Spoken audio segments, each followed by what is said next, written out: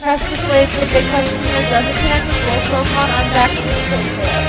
So that is not all of it, but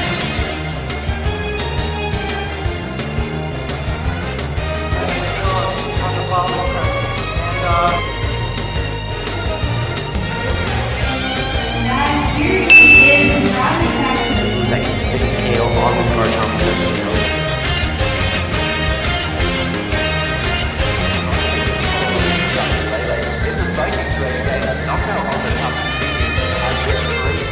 Riley doing an amazing job there.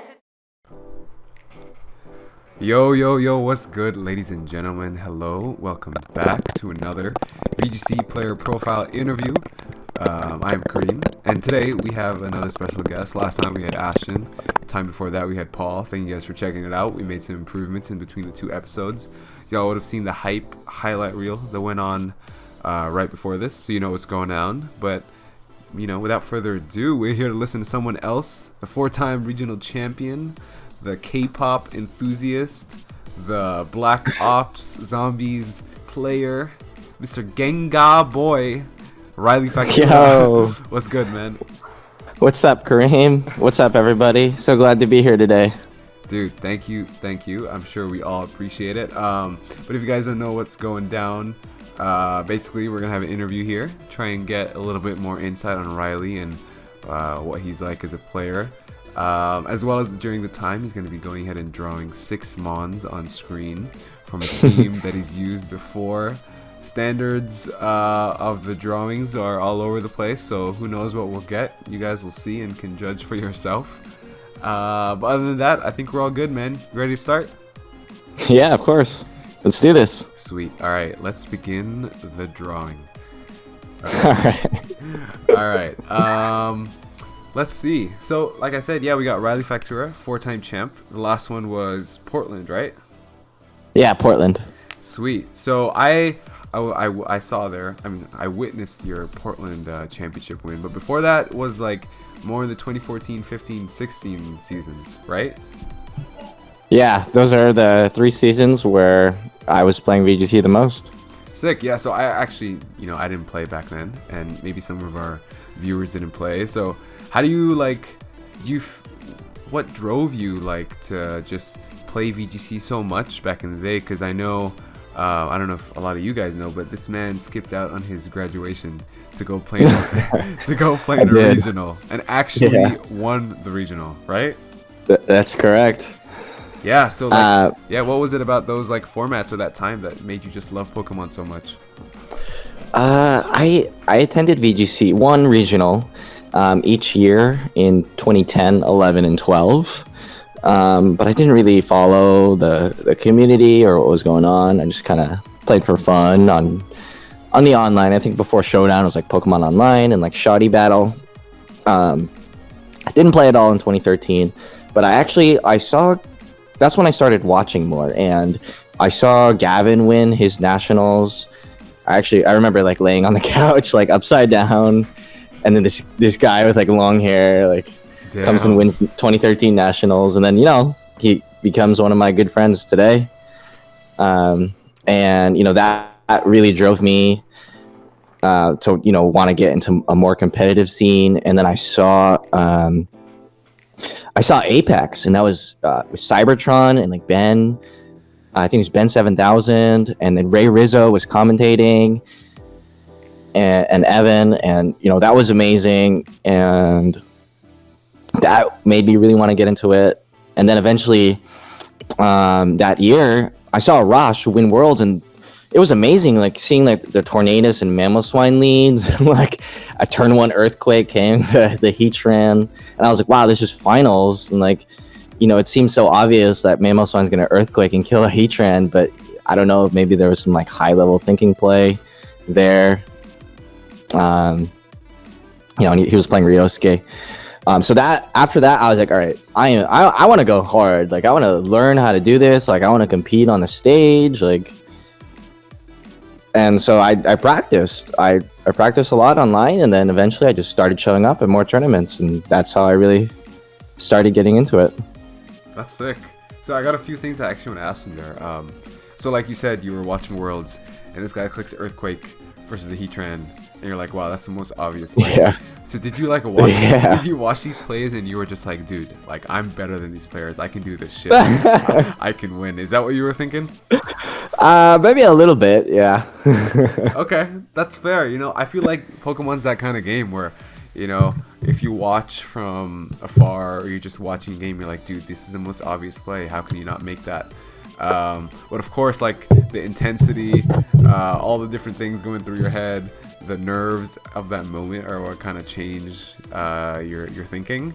But yeah, Definitely, man. right. But I feel like if you were able to recognize that, especially at a world's level, and you're like, oh, you know what, I can go ahead and do that shit, and you just pull up and you do the same thing, I think that's pretty impressive, dude.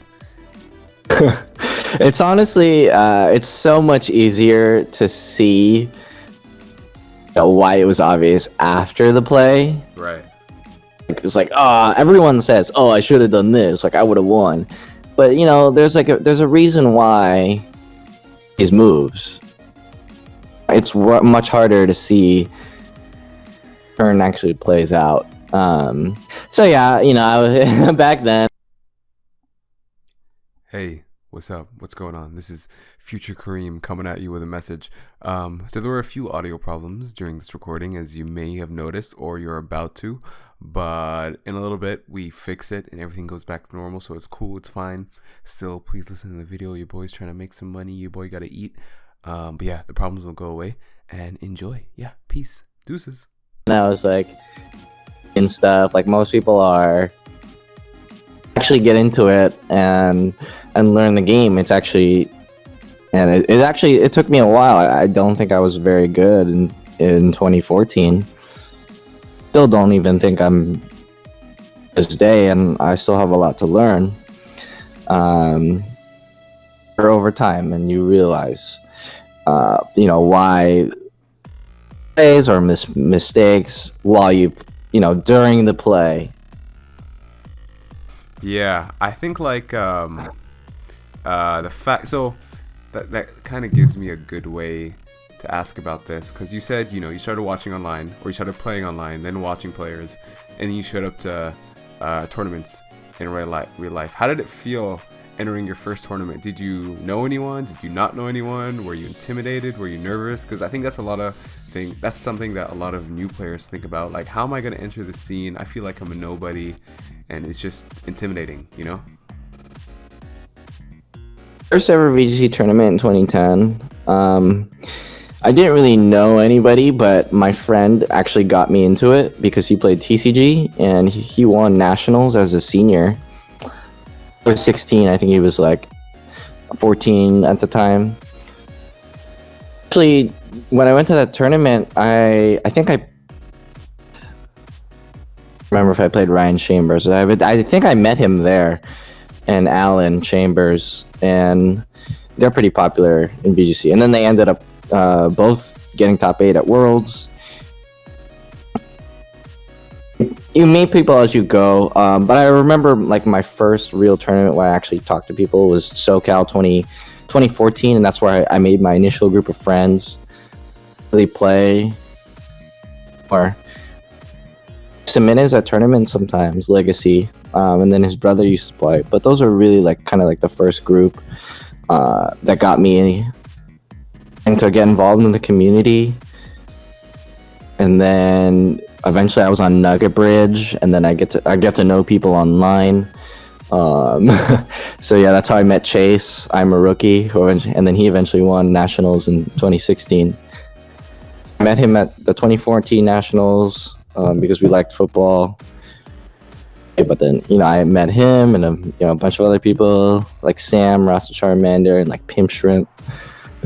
But you know, and then as you play, as you go on, or people, as you go to tournaments, and then as you know, play and talk online, it's a great community. I haven't gotten started in VGC. I definitely recommend get on Trainer Tower and get on Showdown and start talking to people, because you know that's where you're gonna make some friends.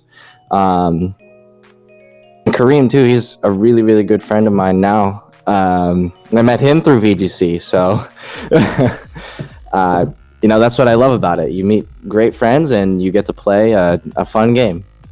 Yeah, fun's a good word to describe our game. Okay, fun when you're winning. Exactly, dude.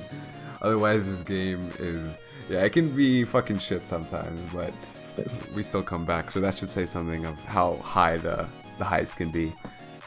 Actually, there's some losses where it's fun. I played Wolf at a national, and I lost, but I was still really fun because I felt it was like it was high level play, and there wasn't any hacks. I think when there's hacks, it's not fun. Yeah, that's actually yeah. Like lost. That's what Ashton was saying last time, and he was actually talking about Wolf as well. Like when he plays Wolf and he gets destroyed, he doesn't come out of it salty or upset. He's just like, wow, this dude made great reads. That was a really good game. He's just a really good player, and this gives me ways that I can improve. So I don't know. I wouldn't say I've played an opponent that's that level yet that's made me really like just step back and say, wow, like he's just that good. I've definitely had games where I've lost. Sorry folks, we had to take a little break. One of Riley's fans was knocking on his door for an autograph. So we're back. I think we were talking about just high level play, and if you do lose, how you walk away from the loss not feeling too bad. Like I said, against Terry, I probably had one of the best sets to this date that I've ever played. But who would you say, like you just mentioned Wolf, right? Who would you say has been maybe your best opponent, or like just one of the best sets you've ever played? I mean, definitely when I played Wolf, I think that was Nationals 2017. Let me try and think. I had some really good ones. The Battle Room or Colin I had a really good few sets with him. Let me think right now. It's been a while, actually. Stephen Mia, he gave me a run for his money. Twice, actually. And it's funny because he tried out for the Birds, but then he didn't do so hot. But then later on in the year, he played and then he destroyed me. I was like, wow, maybe I should have drafted him. Nice. And then now he's day two, Worlds. He's he's definitely one of the top players out there. Let me think. I had some really good games with Alberto and Gio, obviously, but I played them a lot. Yeah. Let me think. Man, there's a lot of players, to be honest. Tobias, Worlds 2015. Okay. I got really angry, but after I played him, I realized it was actually really good. And he was good. You think? There are so many people. I can't really think off the top of my head. I don't want to leave anybody out, but yeah, for sure. I mean, you listed quite a bunch of top players, right? And again, this goes back to how you're talking about when you enter the scene, you didn't really know anybody. You ever get that moment where you meet a player, you play him, you see him, whatever it is, and you're just like starstruck, like holy shit, that's this dude, Ever had that feeling? That with Gavin. Really, with Gavin? Yeah. Because he was one of the first people I watched, right? Yeah. When he won Nationals 2013, and then I did find out he's from SoCal, and then he came to a SoCal PC, and I was like, wow. I remember I told him it's such an honor to meet you or play you. But yeah. Yeah, dude. Well, how that starts off, and Gavin and I have hung out a lot at tournaments. I've stayed over at his place before. He stayed over at mine. We've been clubbing together. So yeah, it's pretty crazy. And definitely, I've never played Ray, but I'm always a big fan of Ray. Mm-hmm. Aaron too. I think I've actually played Aaron a couple of times. And I've beat him. It's funny, I've beaten him more than but he's still a really good player, and I still don't think I'm a better player than him just because of that. He's definitely had way better performances. He might have just had a bad day. But yeah, and he's definitely had his fair share, and he's beaten me too. Struck by him. I don't remember, the first time. I think the first time I ever saw him, I was like And then I had my mouth open. I don't think he saw me or anything, but I was like, "Oh my god, it's Aaron." it feels so weird, you know, like being on that side of being a fanboy. Right. But you know, it happens. It's crazy, yeah. Like the lines, you can blur the lines pretty easily from being a fan and then end up being friends. Like I know a lot of players have ended up that way. Like I mean, so I basically started at the beginning of the 2018 season. I didn't really know anyone, and then I was watching Geo, dude, on stream, and I was like, holy shit, I don't know anything about Geo, right? That's why I kind of wanted to do these interviews, because all you see from players, if you don't really know them or aren't in the community, is you see their accomplishments or you see them if they're on stream, right? So that's really what you get to, or how you get to gauge their personality. And so I saw Geo and I was like, oh dude, this guy got 10th at Worlds in his first year playing. This guy must be amazing. And so I like looked up to Geo at a point and then I met him in person, and he unfollowed me because we had a bit of a haxy match at Dallas. But then after that, you know, we became good friends, as I'm sure you know. He stayed over at my place, vice versa, just like you and Gavin. It's also funny because like the way I was introduced to you was you were on Geo's stream, and I specifically remember you coming in and you were talking hot shit about Lamp GG. Do you remember that? Oh my, that team is actually bad. What was it? Hold on. So it was Lele Arc9, Magnezone, Porygon? Yeah. And then what? Gyarados Garchomp? Is that the team? Those are the 6. Yeah, dude. That was like the first time I was introduced to Riley. I remember Geo was like talking you up mad on the stream, and you came with this team. I was like, oh shit, that must be a good team, blah blah blah blah blah blah blah. And then I think the first time I met you was it Worlds? No, it had to be sometime before that, right?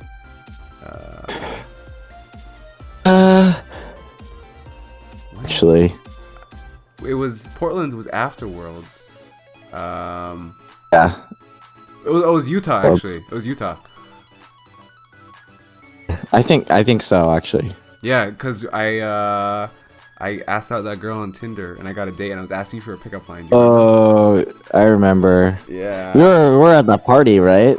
Yeah, we were at it was like one of those small ass rooms that someone rented out, I remember. Yeah, fun times. But like, yeah. Yeah, I remember meeting you now. Yeah, this is just like to show, like, you know, for the viewers and stuff, everyone kind of starts off as a nobody in VGC, or not necessarily a nobody, but you just don't know anyone, right? Obviously, because you've never played. And then as soon as you get into it, it's a welcoming community. You just get to know people, and you just hang out with them, and that's what makes the game as fun as it is, you know? As like hanging out and partying after. For real, like if you guys legit, Worlds 2018, the best part of Worlds was not Worlds, it was after, like clubbing and going out at night with Riley and a bunch of the guys. Okay, it was some fucking fun times. It's when VGC, it was like VGC after hours. That's what it was. These fans they won't stop knocking, guys, so we had to, you know, cut it off. But we're back. It's all good. So I want to talk a little bit about Gen 8, because since we're recording this before US Nats, guys, by the way, and so this is giving you an idea of like how much information we've gotten so far, but there's been quite a few things revealed about Gen 8, some official, some people have just found out, but one of the big things is that Z moves and Megas are confirmed gone. They're not in the game. So, yeah, so that changes a whole lot of shit. Me personally, I like both. I like Megas and Z moves because I started playing when both of them, like I haven't played without them, basically. So like, what are your thoughts on Megas and Z moves? I don't like Z moves.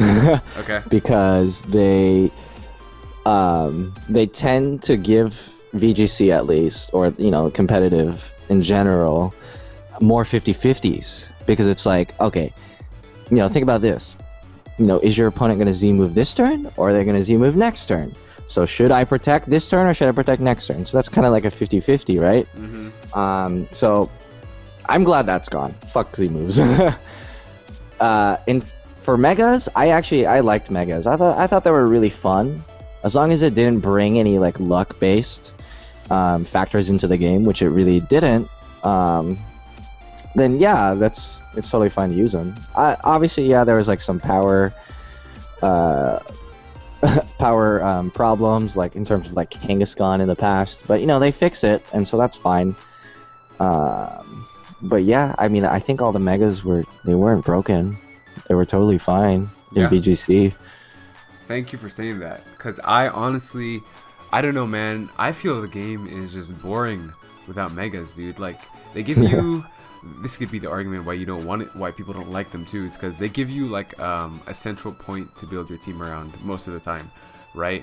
And they give a lot of Pokemon that were just complete hot ass and garbage a chance to be good, like Kangaskhan, Mawile. The list goes on. Metagross not so much, but the list goes on. Charizard, there you go. List goes on and on and on. And so, unless they, you know, they counteract that in some way, not megas, they give us the rumored armored forms. I don't know what that is. It feels in a way to me like a big part of VGC is gonna die, because I mean 2014 was when megas were introduced, right? And didn't we have really good numbers, attendance, and everything, like numbers wise, in 2014? Yeah, we did, man. We had a lot. I remember 2014 SoCal Regionals. I showed up at like 7 a.m. We were supposed to start at 9, but we didn't start till 1 p.m. because there were so many people that they weren't Wow. expecting to be there. I cannot imagine that. How the fucking days have fallen. Holy shit. Oh yeah. That's insane. But yeah, see, like, it gives not only, you know, competitive players like, holy shit, this is so cool, a new mechanic, I want to try it out. It gives those casual players who see their favorite mons the incentive to be like, okay, I want to use my favorite Pokemon now and, you know, be a Pokemon master, blah, blah, blah, blah, blah. So, I don't know, man. I feel like they're missing out. I can understand Z-moves where people don't like them. I personally like them again, mainly because the team that got me my invite was, you know, Z Whimsicott, which was a lot of fun. But I agree with the 50-50s. In 17, dude, or some parts in 18, I just remember facing Lele. I was like, all right, I'm going to have to sack him on to Psychic Z. Something's going to have to die. Or Garchomp. Something's going to have to die to Ground Z. So it definitely forced you to play a different way. But again, I also like it because it gives Mons not necessarily like Pokemon itself better usage, but moves in specific, like Z Fly Landorus. You'll never see a flying type Landorus go for a flying type Yeah, move, that's true. right? Like a lot of those single target moves, especially in VGC, is important. Or they're spread moves that become single target moves in VGC, which I think is what gives them such an edge. You know, getting a really powerful Earthquake or Tectonic Rage is something. But it looks like Gen 8 is gonna be switching shit up. So like I said, no megas, no Z moves, but Dynamaxing. Have you seen Dynamaxing? I don't really know the mechanics behind it, but I saw the video of where the Pokemon gets like really big. Yeah. Yeah. So we don't know again the whole like how it's gonna work, but it looks like it's kind of like Zygarde in the way that HP gets buffed, and the other stats don't. I'm not sure. I think the moves get a slight buff, but they also have different effects like Z moves, right? Like certain Z moves will do certain things, like Destiny Bond. It looks like Protect is going to be more important than ever now, dude, because it lasts for 3 turns, right? Yeah. It's true. So I saw that. Yeah. So like if it becomes a competitive thing, it's going to be like, I feel like whoever Dynamaxes later is going to have the advantage. You get what I mean? Maybe. I don't know about that. Or like if, I don't know, maybe not Dynamax later, but it's kind of like Tailwind, right? If you match Tailwinds or if you get it 1 turn after, you're usually in a better position. You get it? I'm more of a. I think when I saw Dynamax actually, this last 3 turns, I think as a beginner, you know, if you haven't really won anything, I think it's going to be really good if you Dynamax turn 1. And you take advantage and you power through your opponent as quickly as possible, and that's really the advice I always give to beginners, and that's how you're going to get a little bit better. Later on, then you decide when's the best time to Dynamax. It's kind of like megas too. Yeah. And usually when 2015, 2016, I would mega Kangaskhan turn 1, and I would try to power through my opponents as quickly as possible. But yeah, I mean, I can see where there will be different strategies. I don't know how. Maybe it would be better to. I mean, we don't know like what's the available Pokemon yet, what's the rules, but maybe it would be better to Dynamax later on in the game if I'm trying to think. Maybe your opponent ran out of the Pokemon that was supposed to counter. You were safely eliminated that one out of the 4 Pokemon that was the counter to the Dynamax earlier on in the game, and then you go ahead. Oh shit! CC cleaner alert. What? It's all good. There's something that popped up on your screen, but it's good Oh, now. is it still there? No, it's gone now. It's gone. Oh, okay. Okay. But yeah. Anyway, yeah, that's pretty much it. That's my take on the Dynamax. That sounds like kind of, like a reflection on your playstyle as well, right? That's something we haven't talked about. How would you describe your playstyle? That's a good question, and I know you sent me I saw the Paul Chua and Ashton's just really quick on their playstyles.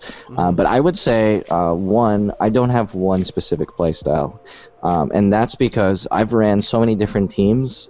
Like if you saw like my 2017 team, I ran Rain, right? And they're very similar to Tommy Cooling's Rain, and that's basically hyper offense, right? You Z Hydro Vortex, you thunder things, you just do a lot of damage in the rain and the electric terrain as quickly as possible. And then the Mons are kind of frail. Pelipper's frail, and he holds Focus Sash. Coco is frail. You do have some bulk in P2 and Muck, but the general outline is to commit to that hyper offense. And then I've also ran more of like a control based team, like in 2016. Dual primals is definitely control. You have to control the weather. You have to keep switching. If you watch on YouTube, there's a bunch of my videos from top 8 and finals. I'm literally switching out a lot and just trying to get the weather into a good position. And so I'll play more of a control based play style, and I've that covers 2 different play styles already. And then there's one last play style that I also like, which is setup. And so that's where you do Xerneas stuff, and you set up Geomancy and then you sweep from there, or a Snorlax based team where you set up Belly Drum and then you sweep from there, and it's more geared towards one game plan instead of reading off what your opponent does. You do more of something you have set in stone that you want to do, and you base your entire gameplay around that specific goal, and make sure that the goal is achieved, right? Yeah. And so Volcarona teams too, like Quiver Dance stuff back in the day. Yeah, that's pretty much it. Yeah. So I like everything. I'm a fan of playstyling everything. That's good, man. We haven't had someone answer it like that, because usually most people like to stick to one kind of playstyle. Like if you think of Wolf, he's very much defensive, positional kind of. You think of Geo. I think Geo is super hyper offense. He is. Pretty much. Or like Paul Chua, kind of also like very fucking ballsy. That's how he likes to play.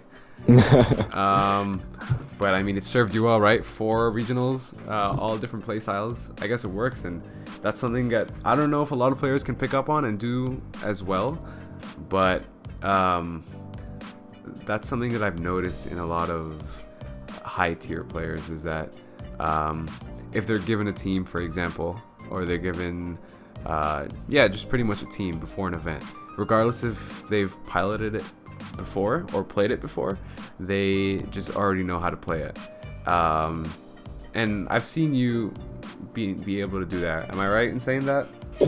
Yeah, actually, the last regional, Ashton, let me use his team, the one that him and Jeremy, or he won that regional with, right? Yeah. But I haven't played before that. I didn't know anything. I never clicked Parasong in my life. Before that regional, I didn't know anything about the team, the calcs, or what was going on, and I haven't had any practice. And I bombed the regional, right? But I blacked out that night before. Like I didn't really care.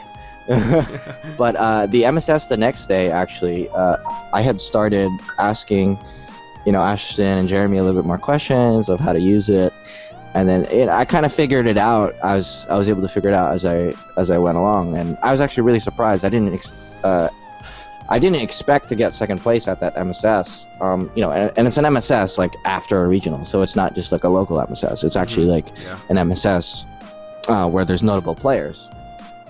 So yeah, I had played the team completely differently than I did the day before, but the way that I was able to pick up on a completely new play style, and it was insane. But yeah, I mean, the minds of Ashton and Jeremy are just so high level, and working with them was amazing. And if I were to get back in the VGC again, I would love to work with them again. And but it just goes to show that there are different play styles, and a lot of them can work. Yeah, I agree, man. It's like I said, it's a hard skill to pick up on when you just have a team in front of you and you're supposed to just play with it and go from there.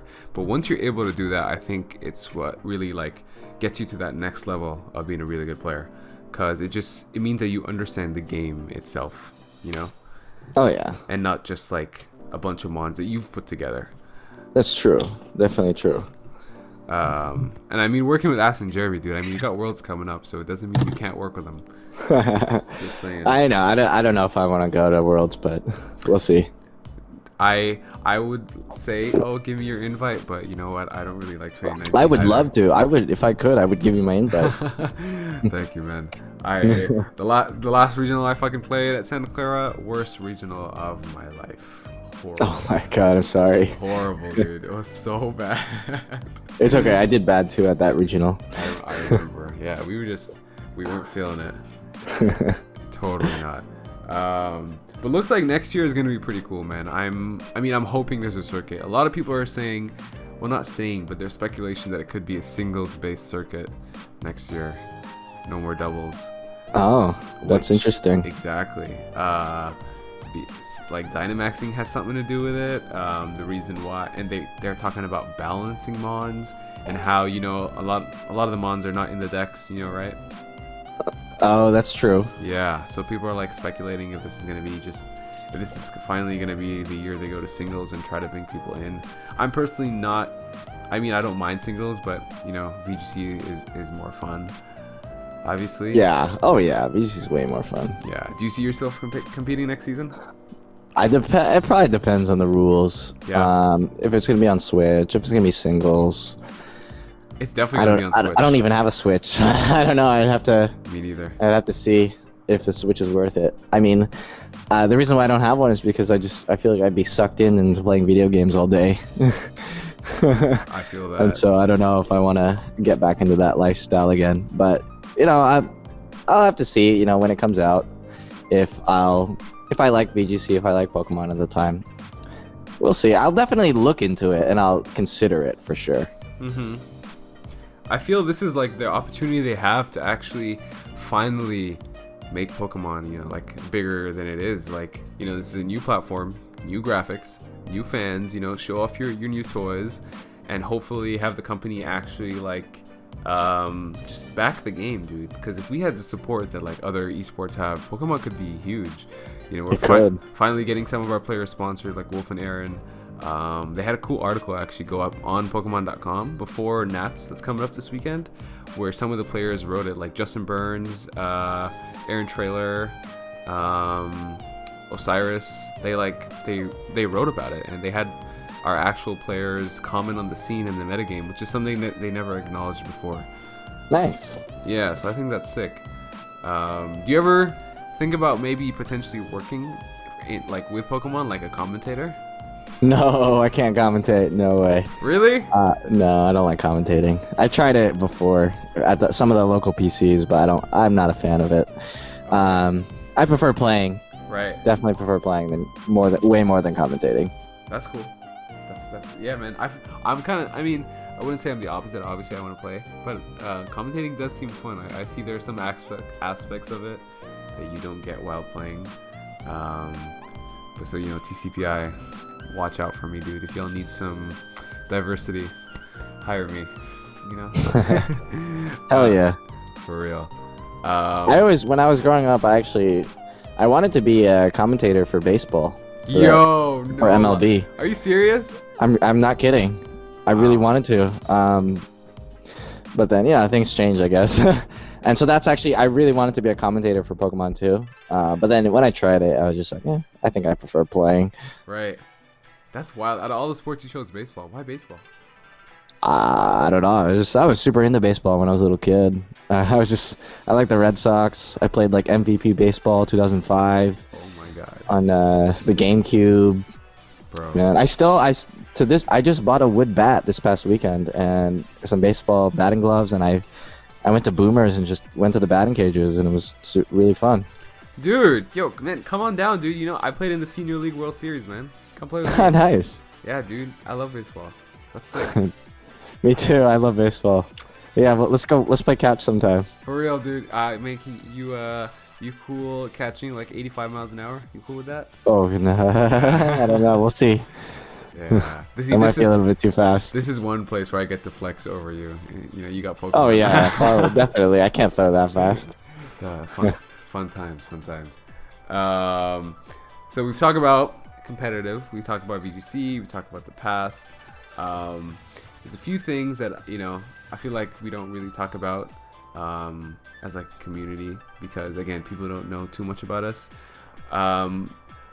What about the scene, this community, the circuit, everything? Is there something that you don't like?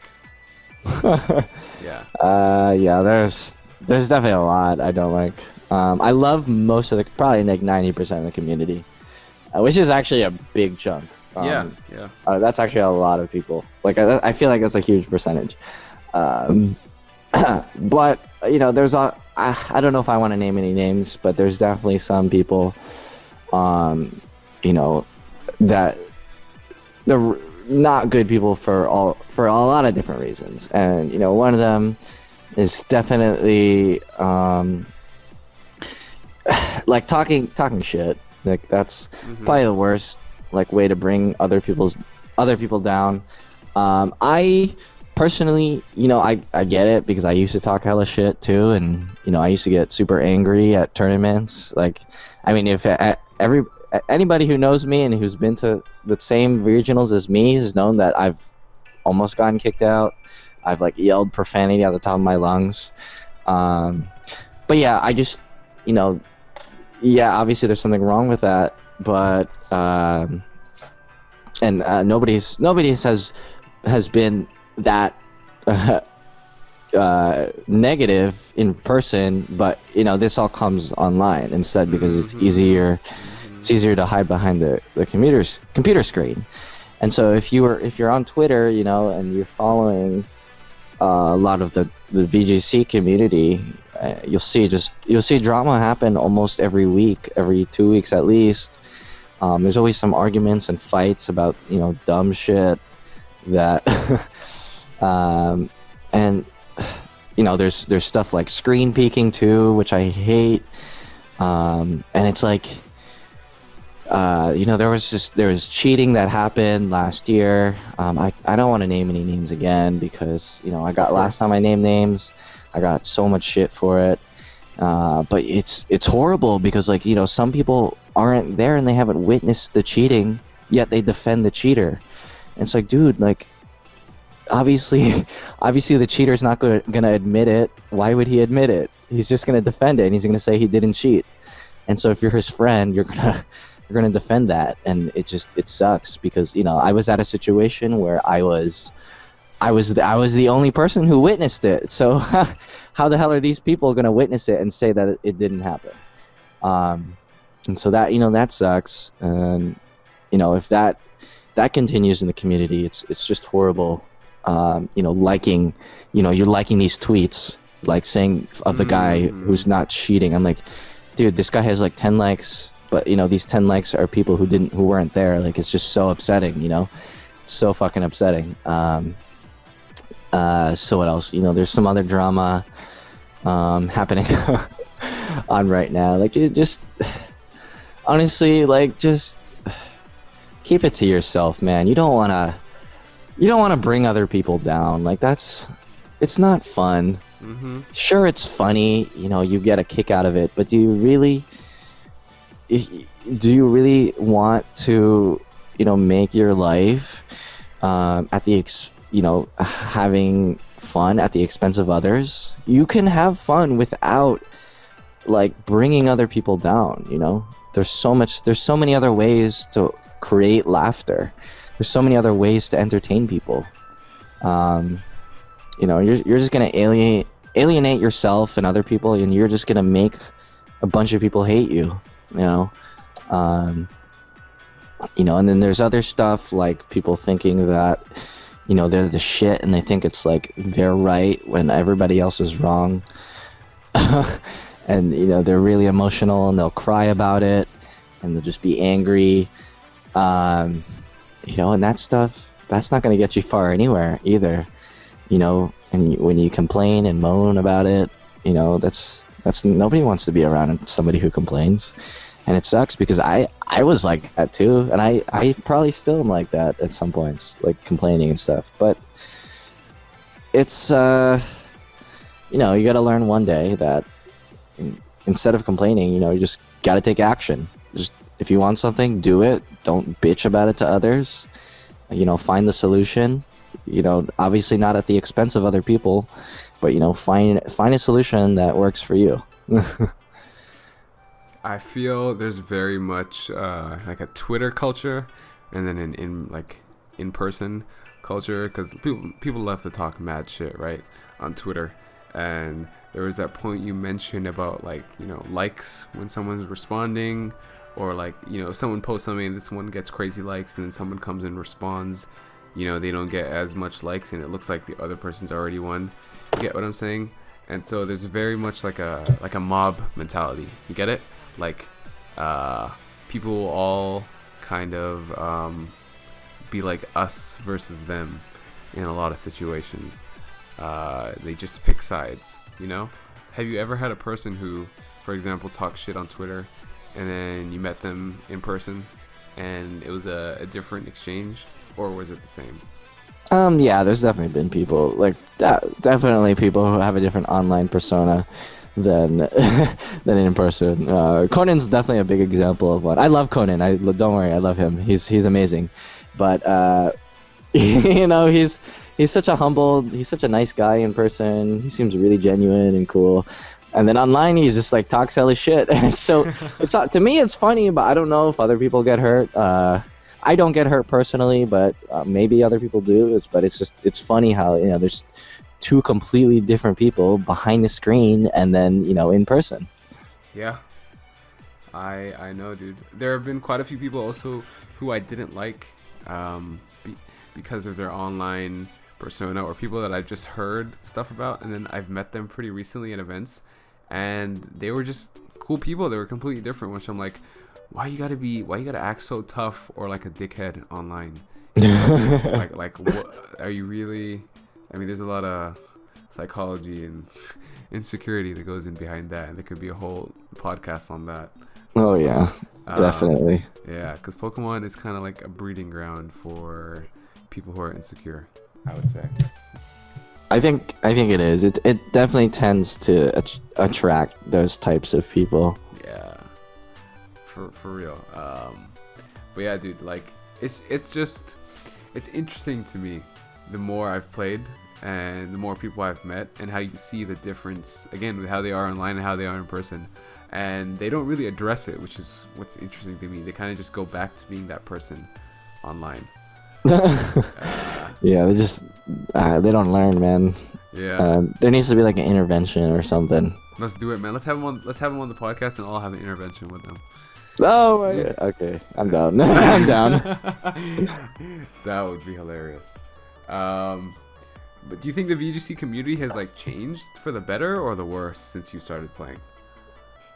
Well, let me see. I think I honestly don't really know. I'm sure there was drama at all times. In terms of when I actually followed the community, I was really active. I guess I've been really active on Twitter since 2016, and to be honest, every year there's always something that's going down. There's always something, man. So I don't know if it's gotten better. I don't know if it's gotten worse. I think it's just the same, the same drama, just same shit, different day. Do you think that kind of holds us back from becoming like a major esport, or do you think it doesn't really play a role? Nah, I don't think that has anything to do with it. I think it's just the game in general is not as entertaining to watch as like Smash and what's it called, League of Legends, because there's something always going on screen, and it's at least for Smash Bros, it's kind of easy for somebody who has never watched Smash to know what's going on. But if you watch VGC, you know, you have no idea what's going on if you've never played Pokemon before. So that's, you know, it's kind of hard. Like I've had my coworkers, my old coworkers watch me, you know, and they've never played Pokemon, but you know, they think, oh, they're speaking in a different language. Like they're like, I have no idea what's going on. I think that more has to do with why we're not growing. It's just a game in general. It has nothing to do with the community. I mean, maybe like a little bit with the community. I'm sure there's some people that you know, stay away from VGC because of the community. Like I've heard, I think A-Drive before. I don't think he really wanted to get into it because a lot of people were giving him shit. But yeah, there's always shit in other communities. There's shit going on. There's drama that happens in Smash too. There's drama that happens in League. So there's just drama that happens everywhere. Yeah. Real quick, I was actually at the regional that A-Drive went to. It was Hartford back in 2017. I think he was there. Who else was there? There was a bunch of players. Oh, Joey PokeMD was there.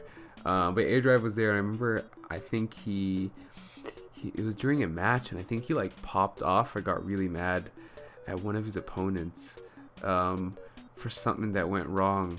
I could be completely mistaken, but I just have that like memory in the back of my head. Oh, you know who he played? You know Chef Ben on Twitter? Let me look him up. I gotta put like the face. Right. Chef 17, I think. Yo, Chef, if you're watching this, what's up? No, I don't think I don't know who this is, but I see his Twitter. Yeah, man. He gave Wolfie a Shedinja team recently. Nice. Yeah. I'll give this guy a follow. Seems cool. There you go. But this guy, I remember he was playing A-Drive back in 17, and I remember A-Drive talking about it to some of his friends. He was like, what did he say? He was like, I can't remember who had the Porygon Z and who had the Kartana, and it was something like, the Porygon Z lived and it shouldn't have lived, or the Kartana died and it should, like some weird thing like that. I remember he was like pretty salty. I'm like, dude, that's just VGC, man. There's stuff called spreads, you know. Yeah. That's true. But yeah, I do think that the game itself is not very viewer friendly, but you would think in a game like Pokemon, which is a game that a lot of people have grown up playing, so they would understand the basic mechanics and the rules, so they could follow along. Because I mean, if you think about TCG, like TCG to me is super boring, but the numbers are crazy high in comparison to us, and it gets so much more support from the company. But I don't know what the numbers are viewing wise for TCG.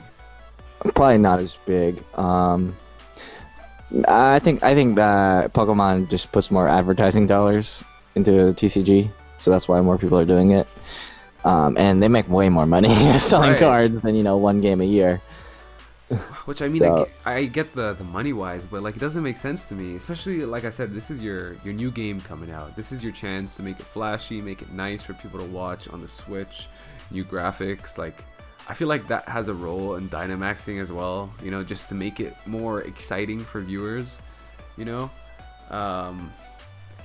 But they just don't make a profit from VGC. They make a profit from selling the games, but you know, once they sold the game, there's no incentive for Pokemon to advertise VGC really, especially if we're complaining about entry fees being high. Yeah. And like, you know, they're giving us prizes, but what are they getting in return? They're not getting much in return. Well, that's on them, dude. You know, there's a lot of shit. Like, you gotta sometimes lose money to make money. Like, if you lower entry fees, you got more players coming, more money coming in. If you make it easier to obtain mons in game, you're gonna have more people playing, especially in these you know, legendary heavy formats. It blows my mind that they expect you to, you know, if you need if you need Groudon on your team, right? You have one chance pretty much to catch Groudon. Sure, you can go ahead and reset the game, but if you want a different nature, you're gonna have to go and get a new game, pretty much. Oh, really? I think they made it easier. Not for legendaries. They're making it easier each year. It used to be like super random, but now it's like it's easier to get like at least 31 IVs. Oh yeah, sure. But like stuff like that. But like the legendaries is what I'm talking about, dude. Like you have one, like I know a guy, one of my locals, right? He had Tornadus, and he wanted a different Tornadus, so he legit went and bought another game and played through the whole thing to get it. Wow, that's insane. Exactly. And so like there's a lot of things that Pokemon need to implement to catch up to other games. I think one thing that would be cool in the legendary aspect is, you know, in different RPGs where every day something spawns, you know. So if like they had it that every day it would be an event and you can go catch the same legendary with a different nature, so you don't have to go ahead and keep, you know, buying through a new game or playing through it again. It's just like more RPG mechanics, stuff like that. Yeah. Hopefully they can implement some new changes to make it easier for people to really come into the scene. Yeah, because it's not easy, man. Like you were saying, you started playing in 2014, or it looked like it was a lot more accessible and fun back then. Yeah, I could say that. I mean, we touched on this, but I didn't really ask you about it. But how did it feel skipping your graduation to go win a regional? Oh, I had no regrets, man. I was amazing. Wow. I loved it. I'm so glad I skipped it. But you know, I prioritized Pokemon at the time over than school. I'm not saying that you guys should do the same, but you know, I guess for me, it's the same thing. Like I wore like these. Me and my friends all wore sneakers to prom, right? In senior year of high school, like Nike SBs, and you know, our parents kept saying, "You guys are gonna regret it. You guys are gonna look back at your pictures and, you know, think, oh, why didn't we wear like nice shoes?" But no, I have no regrets about that either. That's just what we're interested at the time, you know. So even if I didn't win, I think it was probably fine. Like I didn't expect to win at the time. So, you know, I just really loved playing Pokemon and like attending regionals. I was literally gonna ask you that question. If you hadn't have won, how would you have felt? But looks like you got that answered. Damn, yeah. I don't know if I could ever go that crazy and pull that shit off, but that's something I aspire to be. So, I'll skip my master's graduation to go play 2023 VGC. Master's graduation. Yeah, that'll be something. I think that's like kind of most of the questions I want to ask in terms of like, you know, your history and stuff like that. But with Nats coming up this weekend and soon to be Worlds, let's get some predictions going in. Who do you think is going to win Nats? Or if you don't want to talk about who, what archetype do you think is going to win? That's a really good, tough question. Anyone can really take this. There are so many different players that can that can really take this championship. So I mean, I can't really name like I guess one name. You know, obviously Ashton. I don't know. Last time I talked to Jeremy, he said he wasn't going, so I don't know if he's gonna go. But you know, obviously Paul, Chua, he's hot. You know, Stephen Mia, James Beck, Nails, Justin Burns, Wolf, Yihui. I don't know if I pronounced that right.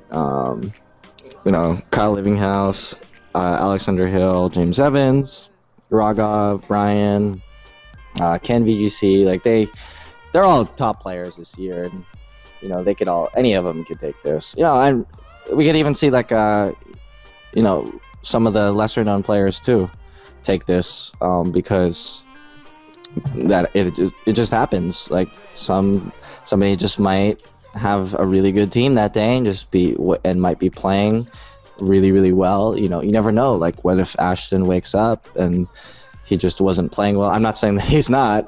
He always plays well, but you know, maybe he could be having a bad day, and you know, somebody else could be having like a really good day. And it's just all about your mindset that day. I feel like.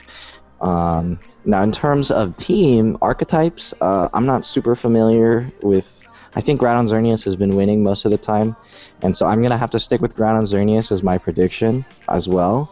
And I've said this even before, like before the series started, that Groudon Xerneas was going to be definitely one of the best, if not the best, duo in this format. But I could easily see Ray Ogre taking it. I could easily see Necrozma Lele taking it. I could easily see Lunala, whether it's with Groudon or with Xerneas, taking it. So yeah, I think definitely probably one of those archetypes. Maybe even Lunala with Kyogre, but probably not. What else is there? Obviously, Yveltal with Ogre is really, really good. I like that duo. Have you seen what won Japan Nationals? No, I haven't. I'm actually really curious. Did they? Solgaleo Ray. Solgaleo Rayquaza. Yeah. Interesting. And dude, that's what I wanted to use in Santa Clara. There you go. Oh yeah, I remember. Yeah, you showed me. There you go. Wow, that's really okay. I'm looking at Trainer Tower right now, and yeah, Solgaleo, Rayquaza, Incineroar, Feeny, Coco, Gastrodon. Gastrodon was was wild, Focus dude. Rush? Gastrodon was expert built. Oh, okay, expert with belt. with Expert belt. Surf. I see it. Damn, that's insane. With Surf, why? Yeah, I don't know. And Coco was 50% berry with Electro Web. I think Volt Switch and Light Screen or something. I see Wild Charge. Protect, Nature's Madness, Volt Switch, Wild Charge. Okay, yeah. It was That's cool. And the guy that came second too, he was using Dawn Wings Necrozma, but Lunalium Z on it. Lunalium Z on Dawn Wings. On Dawn Wings? Yeah, it was Trick Room. Oh wow! Instead of the Ultra. Yeah. That's cool. Very interesting shit. Japan, what tends to win over there is more best of one stuff. I think if this tournament was best of one, so I don't know if I really see this doing well at our nationals. So I'm trying to look at the team right now, like Solganium Z, Protect, Super, Trick Room, Sunsteel Strike. Maybe it seems like a good team actually. Like regardless, doesn't seem like there's too much best of one stuff, to be honest, with this team. Mm-hmm. So yeah, actually, I'll scratch that. I could see this team maybe doing well at nationals. Yeah, I think Solgaleo Ray. Yeah, it's pretty good. It's I don't know. It still seems a little. I mean, kind of weak to Yveltal, but Yveltal is also kind of dying off right now, I would say. Well, I mean, it has an Incineroar, a Feeny, and a Coco. Oh, true. I'm just thinking of like the Yveltal teams that had Togedemaru on it, and that makes it kind of annoying. They may be able to play around it with Gastrodon, Incineroar. True. See, there you go. That's why I don't understand how to play 19. There you go. And then Feeny will just make sure there's no paralysis, and then you could use something like Solgaleo to wall it. Fucking monster. So good. Yeah, this team looks really interesting. Yeah.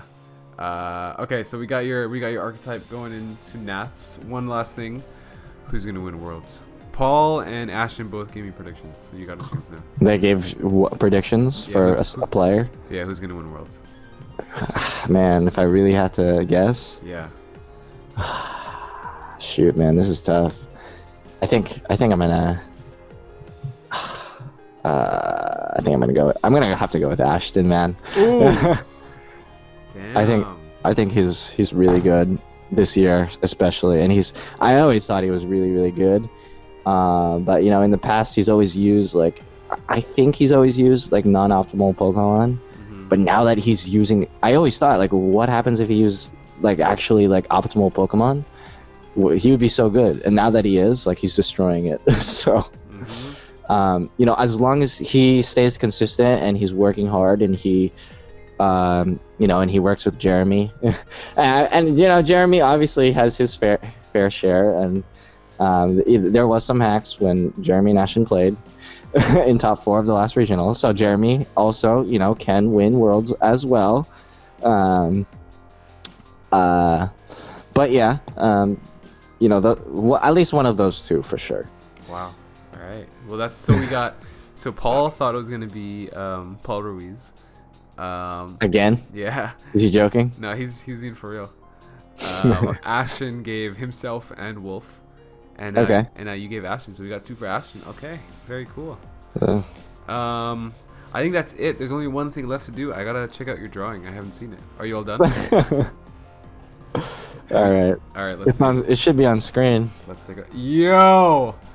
Wait, hold on. You just where'd it go? It was right there. Oh shit. Where is it? Was it that bad? Yes, take it away. Oh my god. Oh, okay. I appreciate the Vigoroth, not Incineroar. I know. I drew it. I was like, fuck. It looks like a Vigoroth. That's actually why. Why is Kyogre flipping us off, dude? Oh, is it? I didn't mean to. And no, I didn't. I didn't mean to do that. Amogus looks like it's on shrooms. Like the shroom is on shrooms. Look at his eyes, dude. Oh yeah, that one I meant to do. That's hilarious.